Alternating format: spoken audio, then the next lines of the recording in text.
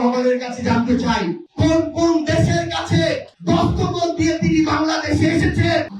যারা আজকে থেকে 20 বছর আগে পুরনো ধারায় রাজনীতি করে অভ্যস্ত, আবার তাদের মধ্যে একটা অংশ যারা বিগত 16-17 বছরে দুঃশাসনের মধ্যে দিয়ে গিয়েছে, নিপীড়নের মধ্যে গিয়েছে, এবং যারা চায় এই দেশটার পরিবর্তন হোক, তাদের মধ্যে একটি প্রবল মনস্তাত্ত্বিক দ্বন্দ্ব চলছে।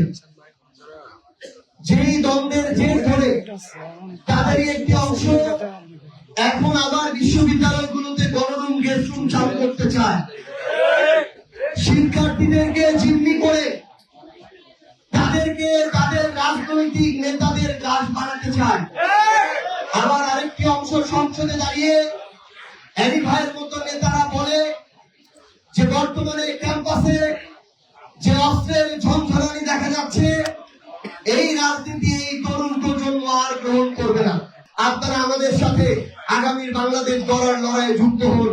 আমরা আহ্বান জানাই, আপনি বিএনপি করেন, অন্য কোন রাজনৈতিক দল করেন, আমাদের সমস্যা নাই। আপনারা যদি পরিবর্তনের আকাঙ্ক্ষা নিয়ে আগামীর বাংলাদেশের রাজনীতি করতে চান, তাহলে আহ্বান করব, আপনারা এনসিপিতে আসুন। আপনারা নতুন করে নিজের শিরদাঁড়াটা শক্ত রেখে পুরনো সিন্ডিকেটকে ভেঙে ওই পুরনো বন্দোবস্ত থেকে বের হয়েছে আপনারা চেয়ারম্যান, মেয়র, কাউন্সিলর থেকে শুরু করে প্রত্যেকটি জায়গায় নির্বাচন করুন। এনসিপি তাদের সর্বোচ্চটুকু দিয়ে আপনাদেরকে সহযোগিতা করবে ইনশাআল্লাহ। পরিশেষে একটা জিনিস জনাব তারেক রহমানের কাছে জানতে চাই, তিনি বাংলাদেশে আসার আগে বলেছিলেন এই দেশে ফিরে আসা শুধুমাত্র তার ইচ্ছার উপরে নির্ভর করে না।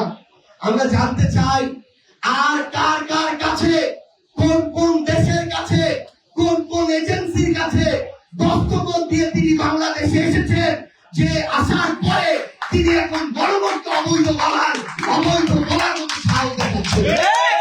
আমরা তার কাছে জানতে চাই, সরকার গঠনের 2 মাস পার হয়ে গিয়েছে, তার পররাষ্ট্রমন্ত্রী ভারতে গিয়েছে, ভারতে আমার ভাই ওসমান হাদির হত্যাকারীদেরকে গ্রেফতার করা হয়েছে, কিন্তু এখন পর্যন্ত কোথায় দস্তখত দেওয়ার জন্য তাদেরকে বাংলাদেশে আনতে পারা যাচ্ছে না, সেটা আমাদের জানার দরকার আছে।